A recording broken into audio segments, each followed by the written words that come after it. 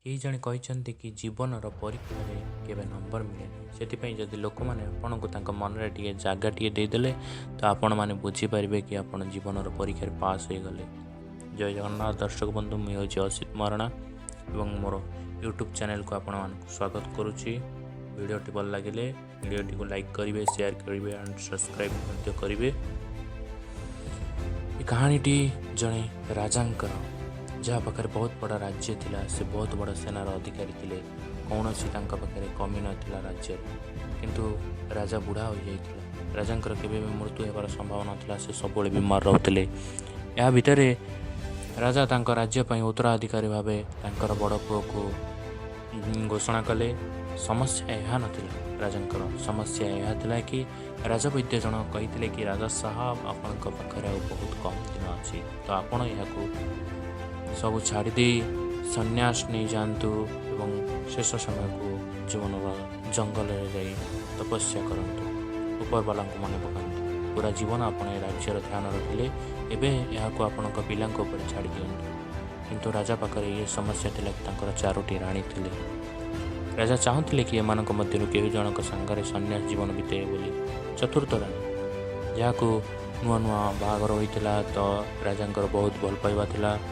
ତାଙ୍କ କକ୍ଷକୁ ଯାଇ ରାଜା ରାଣୀଙ୍କୁ କହିଲେ କି ରାଣୀ, ମୁଁ ଏବେ ସନ୍ନ୍ୟାସ ନେବାକୁ ଚାହୁଁଛି, କ'ଣ ଆପଣ ମୋ ସାଙ୍ଗରେ ଜଙ୍ଗଲରେ ରହିବା ପାଇଁ ପ୍ରସ୍ତୁତ ଅଛନ୍ତି? ରାଣୀ ସଫାସଫା ମନା କରିଥିଲେ ଆଉ କହିଲେ କି ଆପଣଙ୍କୁ ଯୁଆଡ଼େ ଯିବାର ଅଛି ଆପଣ ସାଡ଼େ ଯାଇପାରନ୍ତି, କିନ୍ତୁ ମୁଁ ଏଇଠି ରହିବି। ରାଜା ଭାବି ପାରୁନଥିଲେ କି ତାଙ୍କ ମୁହଁରେ ତାଙ୍କର ଅପମାନ ହେଲା ବୋଲି। ରାଜା ମନେ ମନେ କହିଲେ କି ମୁଁ ତାଙ୍କୁ ଏତେ ଭଲ ପାଇଲି, କିନ୍ତୁ ଏତେ ତାଙ୍କର ଦାୟିତ୍ୱ ରଖିଲି, କିନ୍ତୁ ମୋତେ କହୁଛନ୍ତି ଯାଆନ୍ତୁ, ଆପଣ ଯୁଆଡ଼େ ଯିବାର ଅଛି। ରାଜା ମୁହଁକୁ ତଳକୁ ପୋତି ସେ କକ୍ଷରୁ ଆସି ତୃତୀୟ ରାଣୀଙ୍କ ପାଖରେ ପହଞ୍ଚିଲେ। ଏଠାରେ ବି ମଧ୍ୟ କିଛି କିଛି ଭଲ ପାଇବା ବାକି ଥିଲା। ରାଜା ତୃତୀୟ ରାଣୀଙ୍କୁ ପଚାରିଲେ କି ମୁଁ ତୁମକୁ ବହୁତ ଭଲ ପାଉଛି, କ'ଣ ଆପଣ ମୋ ସାଙ୍ଗରେ ସନ୍ନ୍ୟାସ ନେଇ ଜଙ୍ଗଲକୁ ଯିବାକୁ ଚାହିଁବେ? ନିଜ ଜୀବନର ଶେଷ ସମୟଗୁଡ଼ିକୁ ଜଙ୍ଗଲରେ ମୋ ସହିତ ବିତାଇବା ପାଇଁ ଚାହିଁବେ? ତୃତୀୟ ରାଣୀ ଜଣକ କହିଲେ, ଇଏ କ'ଣ କହୁଛନ୍ତି? ମୁଁ ଦ୍ୱିତୀୟ ବିବାହ କରିଦେଇ ପଛକେ ମୋର ଆପଣଙ୍କ ସାଙ୍ଗରେ ଯିବାର ନାହିଁ। ରାଜା ଏଠାରେ ମଧ୍ୟ ଉଦାସ ହୋଇକରି ତାଙ୍କ ଦ୍ୱିତୀୟ ରାଣୀଙ୍କ କକ୍ଷକୁ ଗଲେ। ଦ୍ୱିତୀୟ ରାଣୀ ଜଣକ ବହୁତ ବୁଦ୍ଧିମାନ ଥିଲେ। ସେ ରାଜାଙ୍କ ସହ ମିଶି ତାଙ୍କ ରାଜ୍ୟର ସମସ୍ତ କଥା ବିଚାର କରୁଥିଲେ। ସେ ରାଜାଙ୍କ ସାଥିରେ ସବୁବେଳେ ଥିଲେ। ରାଜା କିଛି ଆଶାରେ ଯାଉଥିଲେ କି କାଳେ ସେ ହଁ କରିଦେବେ ଆଉ ତାଙ୍କ ସହିତ ମୁଁ ଜୀବନର ଶେଷ ମୁହୂର୍ତ୍ତ ବିତାଇବି। ବହୁତ ଆଶାରେ ସେ ରାଣୀଙ୍କ ମହଲକୁ ଯାଇ ପହଞ୍ଚିଲେ ଆଉ ସେ ରାଣୀଙ୍କୁ ଯାଇ ସେଇ କଥା କହିଲେ ଯାହା ପୂର୍ବ ରାଣୀମାନଙ୍କୁ କହୁଥିଲେ କି ରାଣୀ, ମୁଁ ଜଙ୍ଗଲକୁ ଯିବାକୁ ଚାହୁଁଛି, ସନ୍ନ୍ୟାସ ନେବାକୁ ଚାହୁଁଛି, ଜୀବନର ଶେଷ ମୁହୂର୍ତ୍ତ ବଞ୍ଚିବାକୁ ଚାହୁଁଛି, ଶେଷ ମୁହୂର୍ତ୍ତ ଜଙ୍ଗଲରେ ବିତାଇବା ପାଇଁ ଚାହୁଁଛି, କ'ଣ ଆପଣ ମୋ ସାଙ୍ଗରେ ଯିବାକୁ ପ୍ରସ୍ତୁତ ଅଛନ୍ତି? ଦ୍ୱିତୀୟ ରାଣୀ ଜଣକ କହିଲେ, ରାଜା ସାହାବ, ବଡ଼ ମନ ଥିଲା ଆପଣଙ୍କ ସାଙ୍ଗରେ ଯିବା ପାଇଁ, କିନ୍ତୁ ମୁଁ ଯାଇପାରିବି ନାହିଁ। ପୁରା ଜୀବନ ମୁଁ ଆପଣଙ୍କ ସାଥ ଦେଇଥିଲି, କିନ୍ତୁ ଏବେ ମୁଁ ଦେଇପାରିବି ନାହିଁ। ଗୋଟେ କଥା କରିପାରିବି, ମୁଁ ବି ଆପଣଙ୍କୁ ବହୁତ ଭଲ ପାଏ। ଯେବେ ଆପଣଙ୍କର ଏ ଅନ୍ତିମ ସଂସ୍କାର ହେବ, ତ ମୁଁ ଆପଣଙ୍କ ଅନ୍ତିମ ସଂସ୍କାରର ସବୁ ବ୍ୟବସ୍ଥା କରିଦେବି। ଆପଣ ଏଥିରେ ଚିନ୍ତା କରନ୍ତୁ ନାହିଁ। ଆପଣ ନିଶ୍ଚିନ୍ତ ହୋଇଯାଆନ୍ତୁ ଜଙ୍ଗଲକୁ।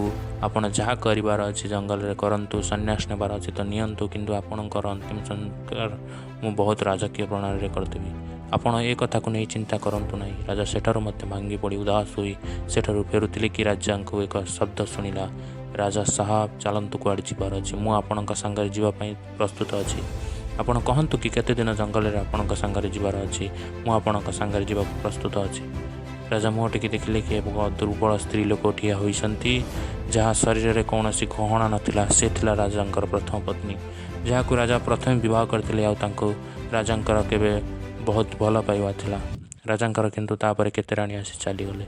ସେ ପ୍ରଥମ ପତ୍ନୀ, ଯାହାକୁ ରାଜାଙ୍କର ଧ୍ୟାନ ରଖିବାର ଥିଲା, କିନ୍ତୁ ରାଜା ତାଙ୍କର ଜମାରୁ ଦାୟିତ୍ୱ ରଖିନଥିଲେ। ସେ କହୁଥିଲେ କି ମୁଁ ତୁମ ସାଙ୍ଗରେ ଯିବା ପାଇଁ ରାଜି ଅଛି।